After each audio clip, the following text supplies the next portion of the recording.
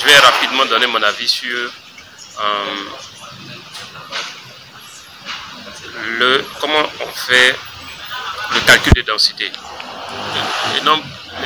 Et ce n'est pas le calcul en réalité, je ne vais pas rentrer dans le détail des calculs, mais quelles sont les dispositions à prendre lorsque vous devez mesurer la densité, calculer la densité.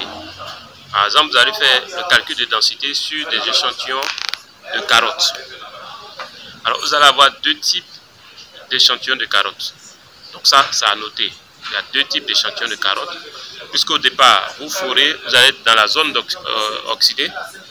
Donc, une fois vous sortez de la zone oxydée, je vous montre un peu. Voilà. Une fois vous sortez de la zone oxydée, vous rentrez dans la zone de transition et ensuite dans la roche fraîche. Donc, on va couper en deux, zone oxydée et la zone de transition aussi, généralement, c'est une zone oxydée. Donc, zone oxydée et zone de la roche fraîche ou la roche saine. Alors, lorsque vous êtes dans la zone oxydée, il y a une disposition à prendre. Vous devez prendre, quand vous prenez la carotte dans la zone oxydée, première chose, vous devez prendre le poids à vide. Vous prenez le poids à vide. Donc, vous allez mettre l'échantillon de carotte d'abord sur la balance, donc prendre le poids à vide. Deuxième chose, étant donné que vous devez plonger après dans de l'eau, vous devez prendre soin de recouvrir, de plonger le morceau de carotte dans de la paraffine. Donc la paraffine, quand vous allez retirer de la paraffine va apporter une couche étanche pour ne pas que l'eau rentre dans la carotte et dissout la carotte qui est la zone friable, dans la chose qui est oxydée, donc généralement la saprolite, qui n'est pas dure, donc qui peut facilement pénétrer, l'eau peut facilement pénétrer là-dedans. Dans ce cas, vous allez recouvrir de paraffine.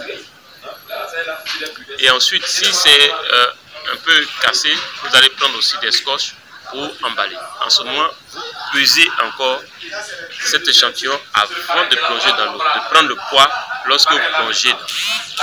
Donc, pour me résumer, la zone oxydée, vous devez, première chose, vous prenez la carotte, vous pesez la carotte à sec.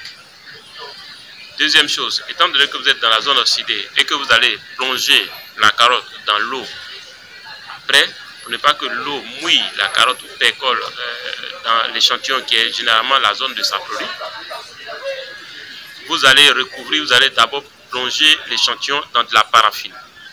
La paraffine va apporter une couche étanche tout de la carotte et vous pouvez utiliser des scotch pour consolider la carotte.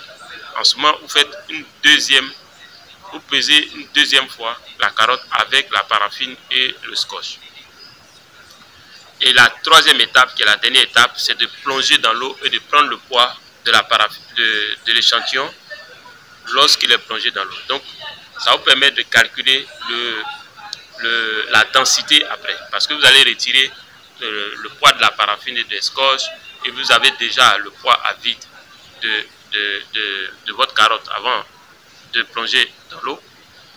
Et donc, voici une disposition à prendre lorsque vous devez mesurer la densité d'un échantillon de carottes dans la zone oxydée.